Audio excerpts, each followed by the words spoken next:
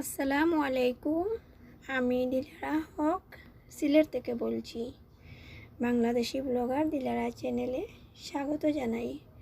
কাছে এবং দূরে, দেশ এবং দেশের বাহিরে যে যেখান থেকে আমার আজকের ভিডিওটি দেখছেন কিংবা দেখছেন না, আমি আশা করি সবাই আল্লাহর রহমতে ভালো আছেন। আলহামদুলিল্লাহ, আল্লাহর অশেষ মেহেরবানিতে আমরাও ভালো আছি। প্রতিদিনের মতো আবারও চলে এলাম নতুন আরেকটি ব্লগ ভিডিওর মধ্য দিয়ে। আজকের ভিডিওতেও আমি কোনো রান্নাবান্না আপনাদের সাথে শেয়ার করছি না। আজকে আমি আপনাদের সাথে শেয়ার করব কীভাবে ক্যাপসিকাম সংরক্ষণ করে বছর জুড়ে খেতে হয়। আশা করি আমার ভিডিওটি আপনাদের কাছে ভালো লাগবে। আর যদি ভালো লেগে যায় প্লিজ ভিডিওটিতে একটি লাইক দিয়ে পুরো ভিডিওটি কন্টিনিউ করবেন। আর যদি আপনি আমার চ্যানেলে আজ নতুন ভিজিট করে থাকেন আর আমার ভিডিওর কোনো অংশ যদি আপনার কাছে একটু হলেও ভালো লেগে থাকে আর এ ধরনের ভিডিও যদি আপনি আরও দেখতে চান, আমার এই ছোট্ট চ্যানেলটি সাবস্ক্রাইব করে পাশে থাকা বেল বাটনটির অল অপশনটি চেপে দিবেন। এতে করে আমার দেওয়া পরবর্তী ভিডিওর নোটিফিকেশন সবার আগে আপনার মোবাইলে চলে যাবে। আর যদি আপনি অলরেডি এ কাজটি করেই থাকেন তাহলে আপনাকে অসংখ্য ধন্যবাদ। কথা বলতে বলতে এই যে আমি এখানে ক্যাপসিকামগুলো সিদ্ধ করে নিয়েছি। প্রথমে আমি অফ ক্যামেরা ক্যাপসিকামগুলো কেটে নিয়েছি। আমি এখানে লাল সবুজ দুটি মিলে আমি ক্যাপসিকাম দুভাবে কেটে রেখেছি। তো আপনারা যেভাবে খেতে চান সেভাবে কেটে রাখবেন। এভাবে যদি কেটে রাখেন তাহলে দেখা যায় পিৎজার মধ্যে বা নুডলসের মধ্যে বা যে কোনো কিছুর মধ্যে আমরা যখন যেটাতে চাই সেটাতেই দিতে পারবো। কাটাটা আপনাদের নিজের একান্ত। তো যেভাবে পছন্দ করেন সেভাবেই কেটে নিতে পারেন। তো আমি দেখেন আমার পছন্দ অনুযায়ী আমি কেটে নিয়েছি। আর এখানে একটা হাঁড়িতে গরম পানি বসিয়ে এখানে আমি 1 চামচ পরিমাণ বেকিং সোডা দিয়ে দিচ্ছি। বেকিং পাউডার নয় কিন্তু, এখানে আমি বেকিং সোডা দিয়েছি। আর আমার ভিডিওটি শুরু থেকে যারা দেখে এসেছেন আমি সোডাটা দেখিয়ে দিয়েছি, বেকিং সোডাটা। আপনারা চাইলে যে কোনো ব্র্যান্ডের বেকিং সোডা নিতে পারেন। আর বেকিং সোডা যদি দেওয়া হয় তাহলে দেখা যায় যে কোনো ধরনের সবজি যদি আমরা সংরক্ষণ করি তাহলে একদম কালারটা ঠিকঠাক থাকে, কোনো রকম কালারটা নষ্ট হয় না।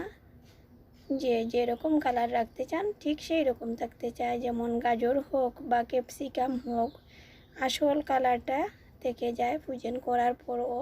এই যে দেখুন একদম কুচকুচে সবুজ কালারটা দেখা যাচ্ছে। আর ফ্রোজেন করার পরেও ঠিক এভাবেই থাকবে। আপনারা এভাবে একবার হলেও ফ্রোজেন করে দেখে আমাকে কমেন্ট করে জানাতে পারেন। আমার এখানে 3 কেজি ক্যাপসিকাম আপনাদের ভাইয়া এনেছিল। তো আমি অনেক খুশি হয়েছিলাম এগুলো আনাতে, কারণ একটা সময় দেখা যায় একটা ক্যাপসিকামের দামই পড়ে 30 টাকা বা 50 টাকা এভাবেই পড়ে। কিন্তু এখন যে একটা সিজন চলছে ক্যাপসিকাম অনেক সস্তা, 50 টাকা করে কেজি নিয়েছে। তো আমি অনেক খুশি হয়েছিলাম। আর এটা আমার 1 সপ্তাহ বা 15 দিন এরকম হবে, কিছুদিন আগের ভিডিও। তো আপনাদের সাথে শেয়ার করব করে আর শেয়ার করা হচ্ছিল না।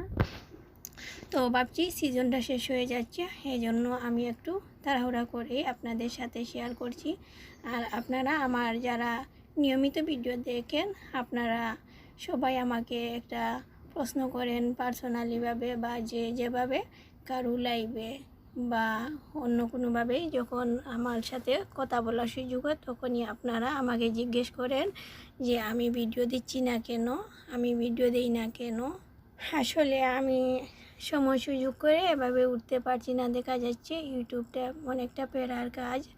আর এটা করতে গিয়ে দেখা যায় ফ্যামিলিকে সময় দিতে একটু সমস্যা হয়ে যায়, যেমন বাচ্চাদের পড়ালেখা, নিজের নামাজ, সংসারের কাজ সব কিছু সামলে ইউটিউবিং করাটা অনেক চাপ।